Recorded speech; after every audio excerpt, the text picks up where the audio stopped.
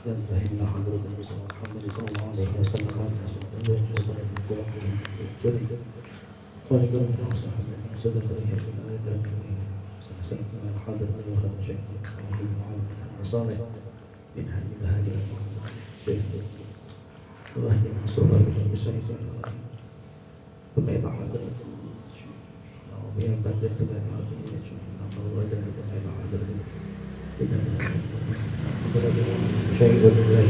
الفاتحة.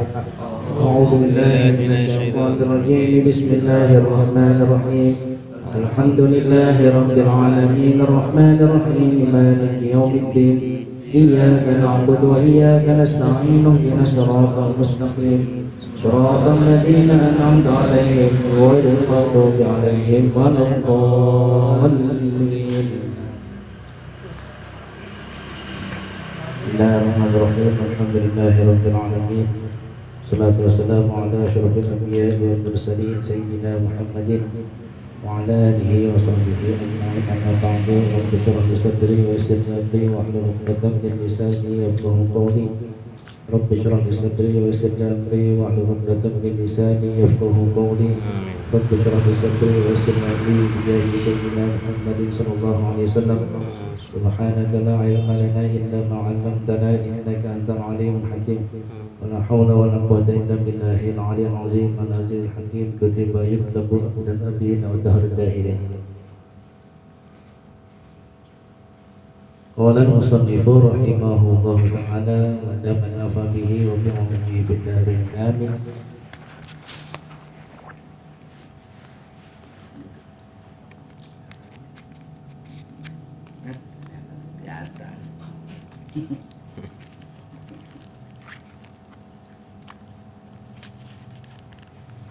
Wala wusula laka ayyuhas salik ila nihayatiha. Wala wusula laka, dan kamu tidak akan bisa sampai ayyuhas salik, wahai salik. Salik itu orang yang sedang berjalan menuju Allah. Ila nihayatiha, sampai kepada puncaknya. Ayat ibadah artinya puncaknya ibadah. Illa ba'da ihkam, kecuali setelah engkau mengokohkan di kasril hamzati dengan mengkasrahkan huruf hamzah ihkam.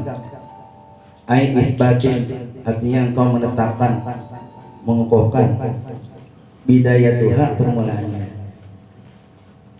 Kan kemarin kita habis bahas masalah pengertian itu antum tentang tasawuf, kemudian pendapatnya Imam Sawi tentang pengertian syariat, tarekat, hakikat. Kemudian ada pendapatnya Imam Malik yang mengatakan bahwa man amila bima alima warasahullahu ilman ma lam ya'lam. Itu kan di situ terkandung ada syariat, ada tarekat, ada hakikat. Man amila bima alima warasahullahu ilman ma lam ya'lam. Siapa yang beramal dengan sesuatu yang dia ketahui dari ilmunya, warasahullahu ilman ma lam ya'lam, itu Allah akan wariskan sebuah ilmu yang ia belum pernah tahu. Itu kan pengertiannya. Ilmu di sini syariat, amal di sini tarekat, kemudian warasahullahu ilman ma lam ya'lam, itu hakikat.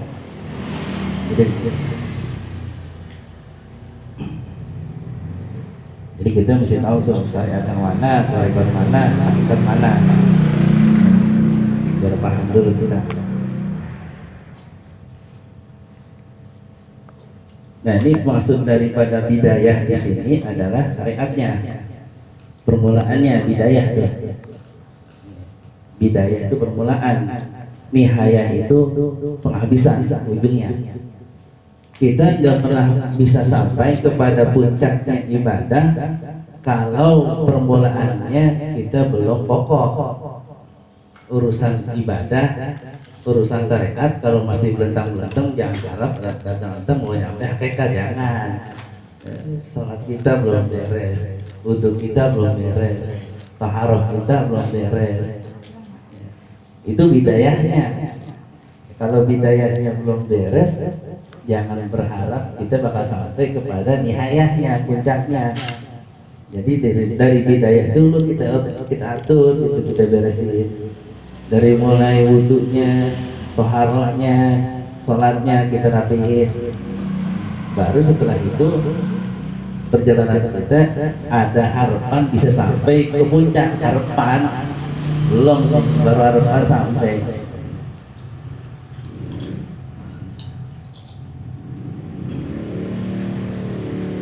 Di sini aja kita sudah dipanggil oleh Imam Ghazali itu salik.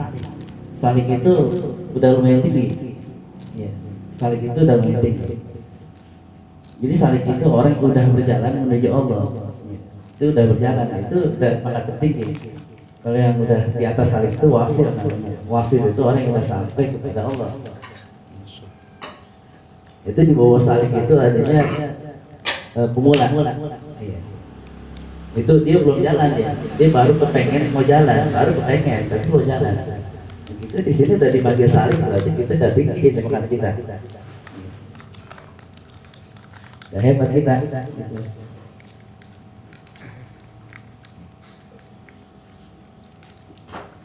Bi anta sihat min kal bidayah allati hiya asy-syari'atu ma'a mulazamatika laha bil jiddi. Bidayah itu permulaan itu engkau itu memperbaiki di dalam bidayahnya, permulaannya. Apa permulaannya? Yaitu syariat. Ma'a mulazamatika laha bil jiddi. Syariat itu harus engkau dawakan, harus engkau lazimkan dengan kesungguhan. Namanya syariat itu harus dengan kesungguhan. Kalau kita menjalankan syariat aja ogah-ogahan, ya jadi harap. Kalau ciri salik itu kalau datang waktu zuhur, asar, waktu sholat itu digirang. Itu ciri khas. Waktu sholat aja datang digirang. Tapi kalau waktu sholat datang ngantuk, itu jauh dah. Waktu sholat bukan digirang tapi ngantuk. Minimal girang gitu. Waktu sholat datang girang gitu. Itu aja modalnya. Waktu sholat datang girang aja. Sholat girang sholatnya ntar. Girang ini dulu. Yang penting girang aja dulu. Waktu sholat datang digirang aja. Urusan habis girang ngopi ngerokok lagi. Jangan sholat tapi ngerokok lagi. Udah dohor aja.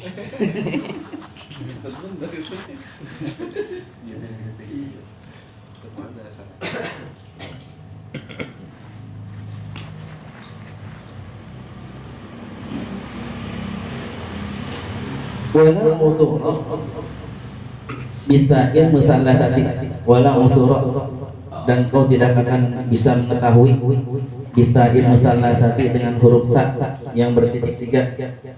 Ai la ilma, bahwa kau tidak akan bisa mengetahui. Wa fi nushatin, dan di dalam satu naskah yang lain itu la ubura, bukan hudura, la ubura bil ba'il muwahhadati, dengan huruf ba yang titiknya satu, ubura ay la murura, artinya tidak mampu melampaui, ala batiniha illa ba'dal wuqufi ayal musyahadati, bahwa engkau tidak akan pernah bisa tahu, bahwa engkau tidak akan bisa melampaui atas batinnya ibadah kecuali engkau sudah menyaksikan ala zahiriha, zahirnya ibadah. Jadi kita mau tahu rahasia-rahasia ibadah, harus kita saksikan dulu zahirnya ibadah. Maksud zahirnya ibadah itu syariat. Syariat dulu kita rapihin, nanti pasti Allah tunjukin, oh ternyata hakikat sholat tuh begini. Oh ternyata hakikat puasa tuh begini. Oh ternyata hakikat wudhu tuh begini. Itu pasti tuh. Pasti kalau kita beresin tuh zohir kita tuh pasti Allah kasih ilmu gitu di hati kita tuh kasih petunjuk-petunjuk yang sifatnya sir, rahasia.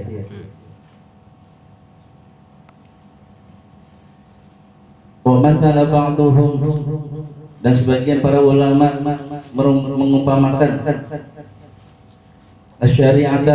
syariat itu bisa finati dengan sebuah bahtera, perahu. Sebagian ulama mengumpamakan syariat itu dengan sebuah perahu, bahtera. Wa tariqatu bil bahri, dan tarikat itu diumpamakan dengan laut. Wal haqiqatu bil lu'lu'i, dan mengumpamakan hakikat itu dengan mutiara yang ada di laut. Fala yatahassanu lu'lu'a illa minal bahri, maka tidak akan bisa mencapai mutiara yang ada di laut illa minal bahri, kecuali dari itu laut. Namanya mutiara itu ada di laut dan di dasar laut. Ya mau gak mau kita harus ke laut. Nggak mungkin kita dapat mutiara kalau kita nggak ke laut. Wala tawassalu illa bidatil bahri illa bisafinati, dan tidak akan bisa meraih dan tidak akan bisa sampai kepada dalamnya lautan, luasnya lautan, samudra, illa bisafinati, kecuali dengan bahtera. Nah ini perumpamaan sebagian daripada ulama tasawuf. Syariat itu diumpamakan seperti perahunya, bahteranya. Tarekat itu diumpamakan lautannya, dan hakikat itu diumpamakan dengan mutiara yang ada di laut. Jadi kalau kita mau mencapai mutiara, kita mau meraih mutiara, kita mau mencapai hakikat, ya, syariatnya mesti bagus, bahteranya mesti cakep, masih keren, masih kuat. Jangan ntar baru masuk pantai, jalan baru 10 meter, ya udah mampras, sudah bocor. Itu repot, tenggelam kita akhirnya. Tidak begitu. Syariat yang bagus, syariat yang kokoh, cakep, rapi, sampai di tengah lautan ada angin, ada badai, kuat. Maksudnya kita nggak bakal terkecoh dengan omongan-omongan orang. Orang mau ngomong apa, syarat itu udah kuat.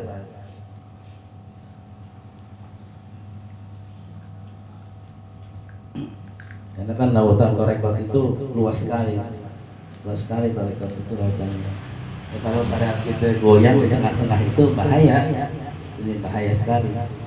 Jangan sampai kita bisa terpedaya oleh tipuan-tipuan dalam ibadah. Ya, karena banyak tipuan-tipuan ibadah itu banyak sekali. Jadi kalau kita ngaji Minhajul Abidin itu kita tasawuf Imam Ghazali juga sih. Itu tipuan-tipuan ibadah banyak sih. Jadi bukan perkara-perkara yang jelek doang yang ada tipuannya, perkara ibadah aja ada tipuannya.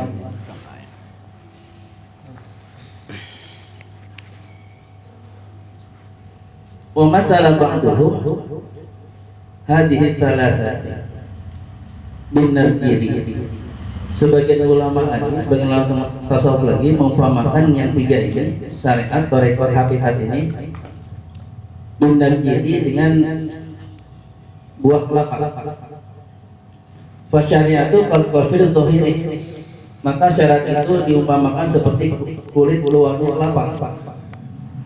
Wa tariqatu kal lubi, dan tarekat itu diumpamakan seperti dagingnya kelapa. Daging kelapa dia putih. Wal haqiqatu kaduhni, dan hakikat itu diumpamakan seperti minyak yang dihasilkan oleh itu kelapa. Alladzi fi batinil lubi, yang ada itu minyak di dalam daging kelapa.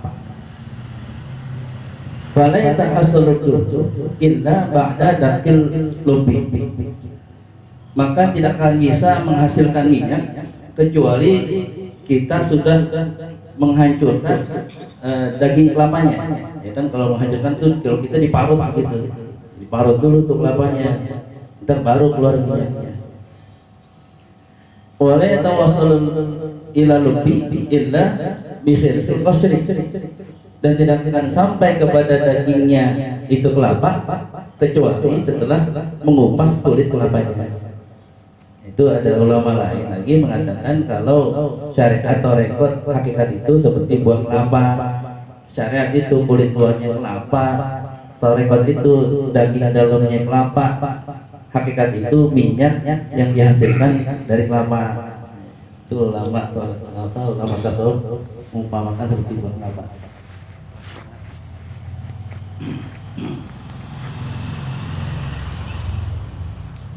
Wayuqalu, dan dikatakan pula, ada pendapat lagi, dicari-cari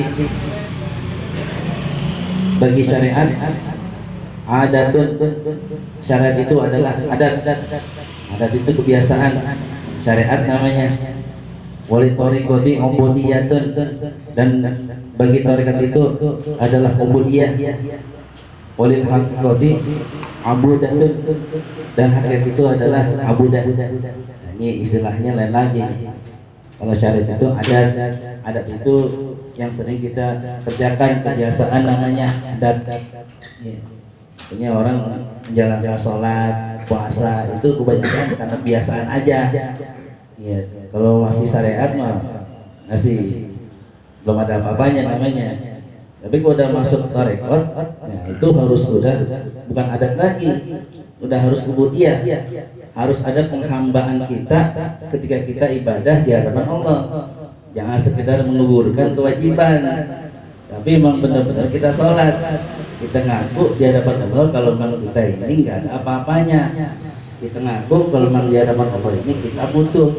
Kita ngaku di hadapan Allah ini kalau memang kita ini menghambat pada Allah. Tidak begitu. Itu tarekat. Walil haqiqati abudatun, dan hakikat itu abudah. Abudah itu bukan lagi mengakui penghambaan kita, bukan.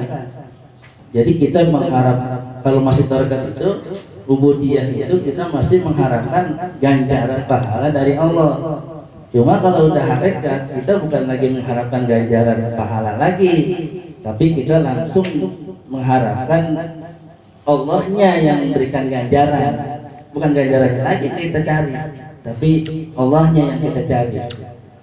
Bahwa semata-mata ibadah kita karena emang mau menuju pada Engkau. Ya Allah, saya itu bukan mau pahala, tapi saya maunya Engkau yang beri pahala gitu. Maksudnya saya mau menuju pada Engkau, saya bukan mau menuju pada pahala. Saya ibadah, saya sholat, saya puasa, saya zakat, saya sedekah bukan karena surga, tapi memang karena saya mau dekat sama Engkau gitu. Udah Allah yang kita tuju, itu waktu hakikat.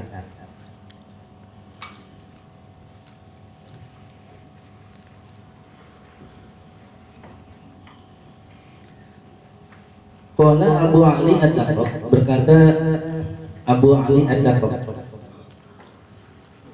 al-ibadatu lil awami minal mu'minina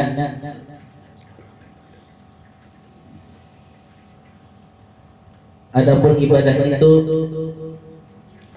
lil awami bagi orang-orang awam, minal mu'minina daripada orang-orang mukmin, itu ibadah namanya.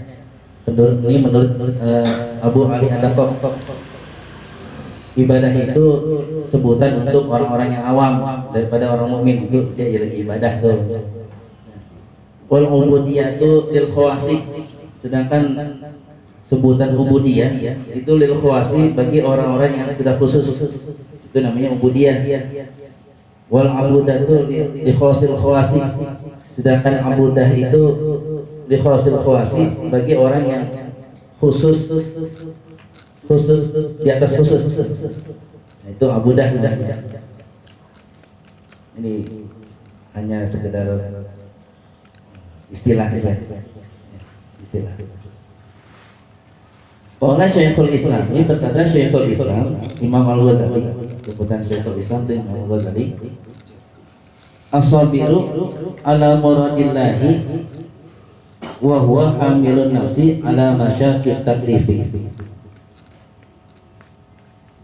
As-sabiru, orang yang sabar itu ala muradillahi, atas kehendak Allah Ta'ala, wa huwa hamilun nafsi, ialah orang yang mampu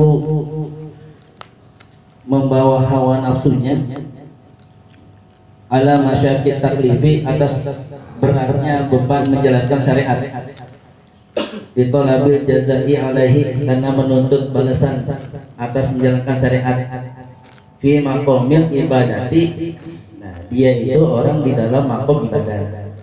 Jadi kalau maqam ibadah itu ya udah bagus sih, sabar dalam menjalankan hukum-hukum syariat yang sudah dibebankan sama dia. Dia sabar menjalankan kehendaknya Allah. Ketika Allah kasih sakit disabar, Allah kasih susah disabar, dia menjalankan syariat-syariat disabar. Ini di sini makomnya masih kecil ini. Menurut Imam Ghazali ini masih makom ibadah, ini masih makom cere. Cuma udah keren sebenarnya tuh. Dia udah bisa sabar atas segala kehendak Allah. Allah mau kasih enak, terima.